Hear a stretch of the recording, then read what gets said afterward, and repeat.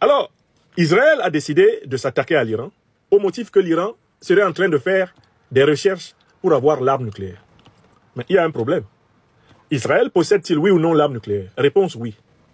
L'Iran a-t-il empêché Israël d'avoir l'arme nucléaire? Réponse non. Si Israël a l'arme nucléaire, qu'est-ce qui peut justifier le droit d'Israël de s'attaquer à un État souverain au motif que celui-ci développerait un programme nucléaire que lui, Israël, a développé? Et on peut appliquer ce raisonnement à tous les pays nucléaires qu'il y a sur la Terre. Les États-Unis ont l'arme nucléaire. Mais de quel droit les Américains empêcheraient par exemple les Africains d'avoir l'arme nucléaire? Si les Français ont l'arme nucléaire, pourquoi les autres n'ont pas le droit de l'avoir? Si les Chinois, les Russes ont l'arme nucléaire, pourquoi les autres n'ont pas le droit de l'avoir? En fait, pourquoi l'arme nucléaire devrait-elle être l'apanage de certaines puissances? La seule raison qu'on puisse trouver à cela, c'est qu'il y a des puissances qui aimeraient continuer à imposer au monde entier le règne de la terreur et de la peur. La soumission par la force, par la brimade, par la menace, et si possible par la destruction.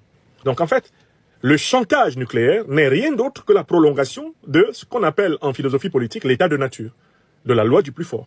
Donc, à l'origine du conflit entre Israël et l'Iran, il y a en fait un acte de chantage, un acte de brimade, un acte d'agression, un acte de guerre préventive. C'est-à-dire un acte d'agression délibérée, un acte de barbarie internationale. Maintenant, moi, je voudrais insister sur un autre aspect. Tout le monde a reconnu la vraie nature de l'attaque d'Israël contre l'Iran. C'est un acte de barbarie, c'est un acte de violation flagrante du droit international. Il n'y a aucune justification. La doctrine de la guerre préventive n'a aucune justification juridique possible. Elle n'a aucune justification morale possible. Mais il y a un deuxième élément qui vient de se révéler, ce sont les déclarations du président américain Donald Trump.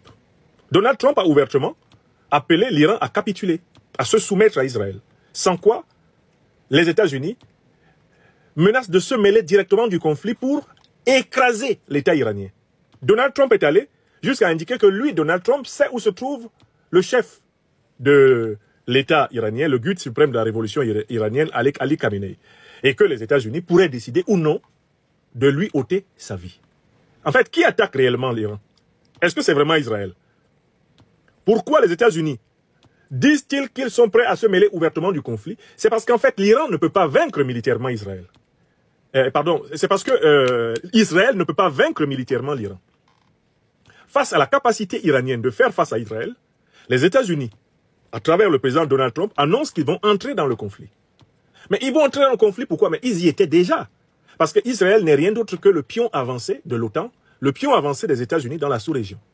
Tout le monde voit donc très bien que la guerre d'Israël contre l'Iran n'était pas en réalité une guerre israélo-iranienne. C'est une guerre de l'OTAN contre l'Iran.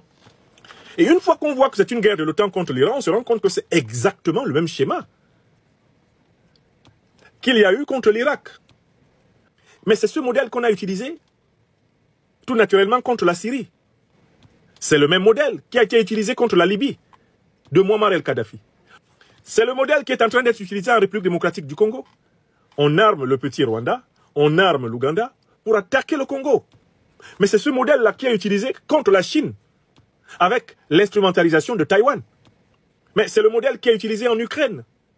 Tout le monde voit maintenant que la guerre de l'Ukraine contre la Russie n'est rien d'autre qu'en fait une guerre par procuration de l'OTAN contre la Russie. Qu'est-ce qu'on observe donc? On observe que l'alliance de l'OTAN est en train de tout faire pour encercler militairement la Russie et elle est en train de tout faire pour approcher militairement la Chine. Si la coalition de l'OTAN devait casser l'Iran, désormais, il y aurait un régime pro-OTAN à la tête de l'Iran, c'est-à-dire que désormais, à travers l'Iran, l'OTAN serait à la frontière de la Chine.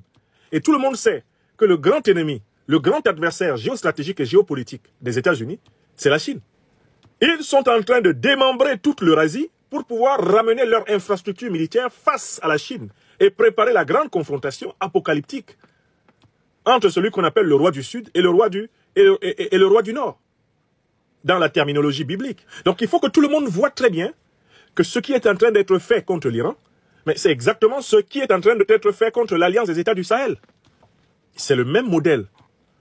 Alors, je pense qu'il est très important pour les Africaines et les Africains qui suivent cette actualité mondiale de dénoncer l'agression colonialiste et impérialiste délibérée d'Israël contre l'Iran. C'est important que nous dénoncions cela parce que cela nous prépare à dénoncer de la même façon ce qui se fait sur notre continent. Ce n'est pas, par un amour compassionnel, un amour fou du peuple iranien que nous connaissons d'ailleurs très peu, que nous disons ce que nous disons. C'est parce que nous voyons que ce qui se fait contre l'Iran, c'est exactement ce que nous subissons depuis 600 ans. Et que si la coalition occidentale se renforce par la destruction de l'Iran, elle va avoir des forces supplémentaires pour attaquer l'Afrique.